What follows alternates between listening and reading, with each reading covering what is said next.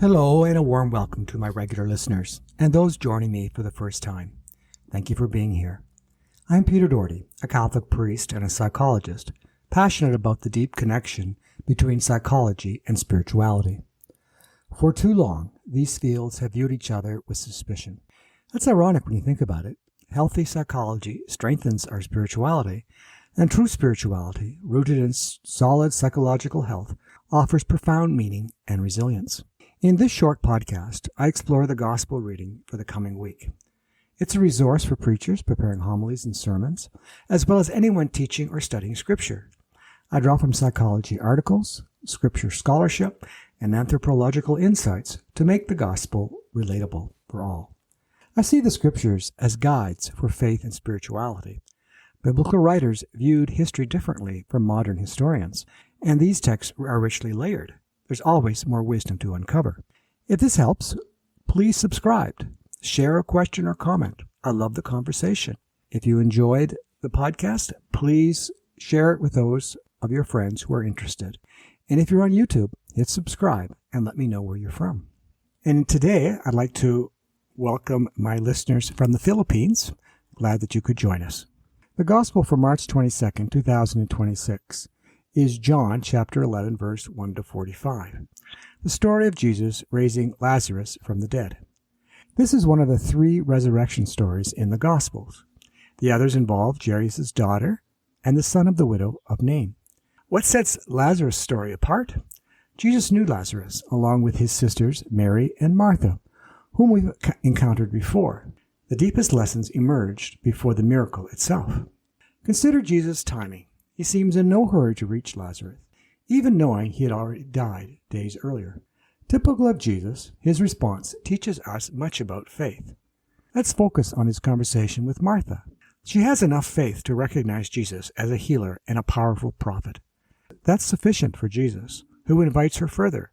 I am the resurrection and the life. Martha responds with a profound profession of faith.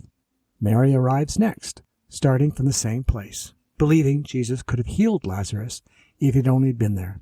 Jesus faces critics too. The townspeople acknowledge his power, but respond with skepticism rather than hope. Not everyone will accept the truth. Jesus proceeds to the tomb. Practical Martha warns Jesus of the smell of death, but Jesus remains unfazed. The stone rolls away, he calls, and Lazarus emerges. The result? Many begin to believe in him. Jesus shows no fear of death. In his time, people were intimately familiar with it. Infant mortality, diseases, and shunning of the ill like lepers were common. Many believed illnesses or early death was God's punishment for sin, a view echoed in some modern groups during the AIDS epidemic. Our lifestyle choices do impact health and life quality, yet for many, death remains something to fear. Jesus invites us to see death differently.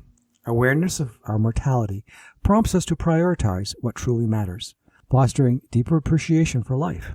This shifts the focus from trivial worries to making meaningful actions, building psychological resilience and stronger relationships. Jesus weeps and is visibly moved with Lazarus' death. He obviously felt Martha's and Mary's pain at their loss. Even though we are people of the resurrection, we can still feel grief at the death of someone close to us. A spiritual person can have both the grief with a sense of loss and also have the hope that comes from their faith. I remember when I was a young priest, during funerals, I thought I was comforting the family by reminding them that their loved one was in heaven. I remember a friend of mine telling me that yes, the loved one is in heaven, but the people in front of me during the funeral were feeling the loss. I was just focusing on the hope and not paying attention to the people's grief that needed attention as well. We hear no more about Lazarus afterwards. I wonder, did he live differently? Did Mary and Martha see and treat him anew? As Joni Mitchell captured in her 1970s song, Big Yellow Taxi, you don't know what you've got till it's gone. A truth that unfortunately is all too real. Regular reflection on death equips us to face adversity with fortitude, prompting growth, courage, and detachment from ego-driven goals. Viktor Frankl, the Holocaust survivor, psychiatrist, and author of the book Man's Search for Meaning, argued that death awareness infuses life with purpose and amid suffering, countering frivolity and urging authentic choices. While we can't add days to our life, we can enhance its quality. Awareness of mortality shapes psychological and spiritual health, fostering resilience and meaning, though it can trigger anxiety. While we can't add days to our life, we can enhance its quality.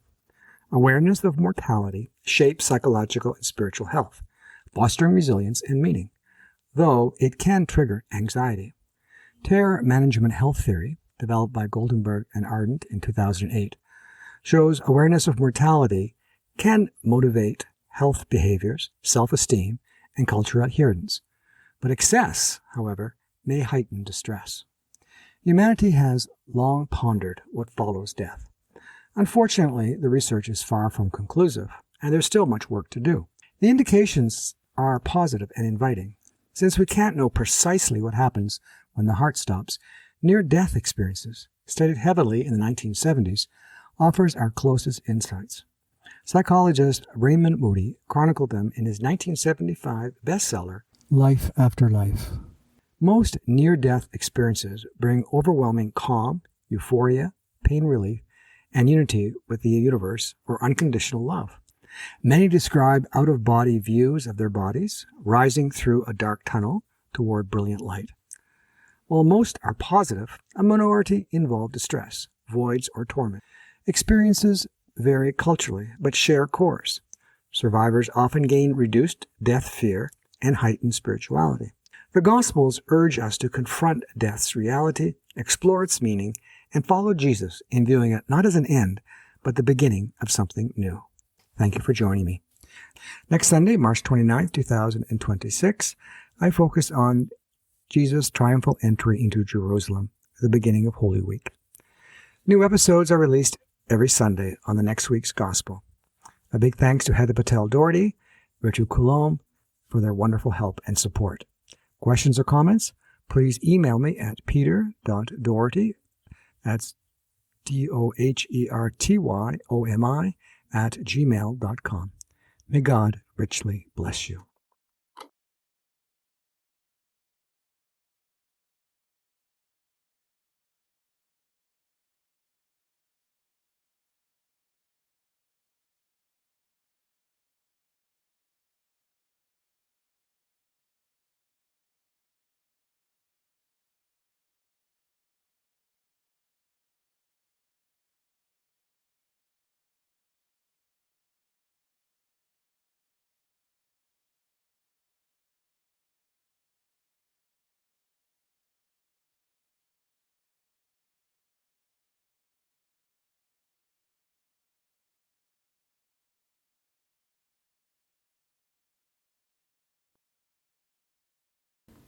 Life After Life.